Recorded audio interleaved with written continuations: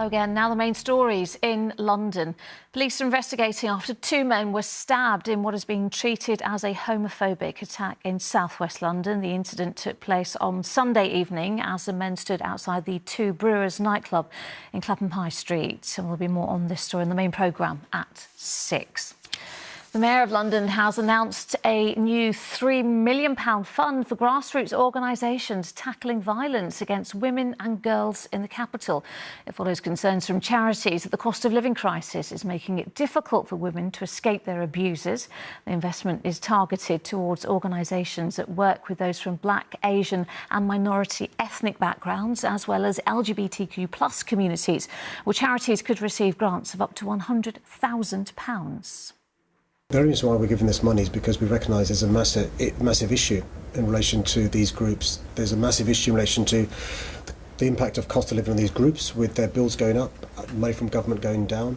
Massive issue on women that receive the end of abuse at home because they can't leave because of cost of living pressures upon them. So we've stepped in to support grassroots organisations like this. Kieran is one of many groups across the city providing specialist support for women in relation to counselling, in relation to legal advice, in relation to safe accommodation. We think we'll be able to help another 40-odd groups. Drivers in Hackney will face new parking charges from today. Under the new parking model, drivers will be charged based on the amount of emissions their vehicles produce. Sport now, and Chelsea have broken the British transfer record for a second time in 7 months. The Blues have agreed a £115 million deal for Brighton midfielder Moises Caicedo. Liverpool had reportedly agreed a £111 million deal for the 21-year-old last week, but Chelsea prevailed.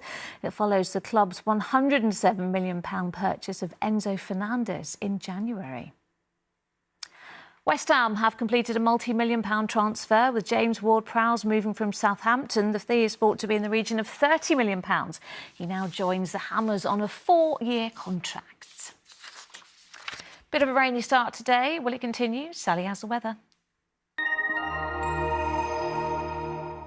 ITV London weekday weather is sponsored by Octopus Electric Vehicles.